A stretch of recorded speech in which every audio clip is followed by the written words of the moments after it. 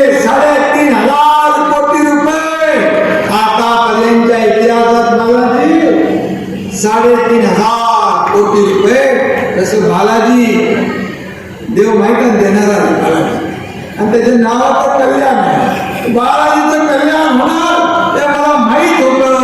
बालाजी विजय होणार ही काळ्या दगडावरची भगवी रेख होती आणि म्हणून नांदेडच्या जनतेने मतपेटीद्वारे त्यांना विजयी केलं.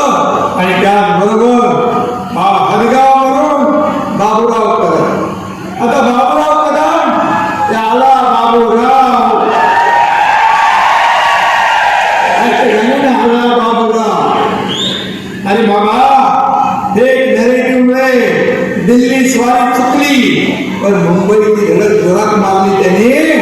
आणि बाबूराव खरोखर हे गाणं सुपरहिट आहे. बाबूरावने ते खरं करून दाखवलं आणि बाबूराव आमदार फक्त लोकसभेऐवजी विधानसभेत आला.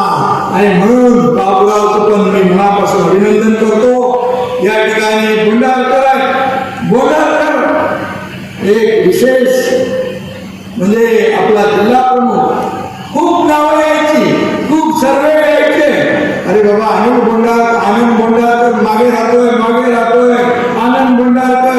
पण हेमंत पाटील याची जिद्द आणि चिकाटी पाहिली तर आनंद बोंडाळकर निवडून येणार. आणि आपला कार्यकर्ता आपला जिल्हा प्रमुख आहे. कधी या कार्यकर्त्यांनी मोठं व्हायचं, कधी आमदार व्हायचं, कधी खासदार व्हायचं.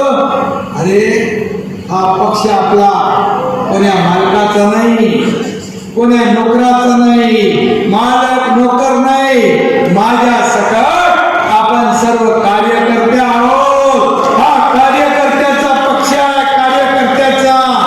बाळासाहेब सांगायचे आपल्या सहकार्यांना सवंगडी समजायचे पण बाळासाहेबांच्या नंतर आपल्या सहकार्यांना काही लोक घरगडी समजू लागले, नोकर समजू लागले. पण आपला पक्ष कार्यकर्त्यांचा. खासदार डॉक्टर श्रीकांत शिंदे म्हणाले राजा का बेटा राजा नहीं बनेगा, जो काम करेगा वही राजा बनेगा. असा आपला पक्ष.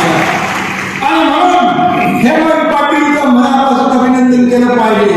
त्याला कॉन्फिडन्स होता. मी त्याला फोनवर रोज त्याला छापायचं.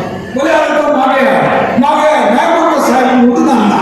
बघ निवडून नाही आणला तर तू माझ्याकडे तोंड दाखवू नको.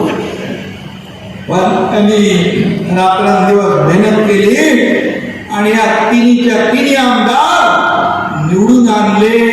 याबद्दल हेमंत पाटील आणि व्यासपीठावर माझे सर्व सहकारी इकडे बसले तिकडे बसले आणि तुम्ही सगळे जनता जनार्दन तुम्ही हॅट्रिक मारली.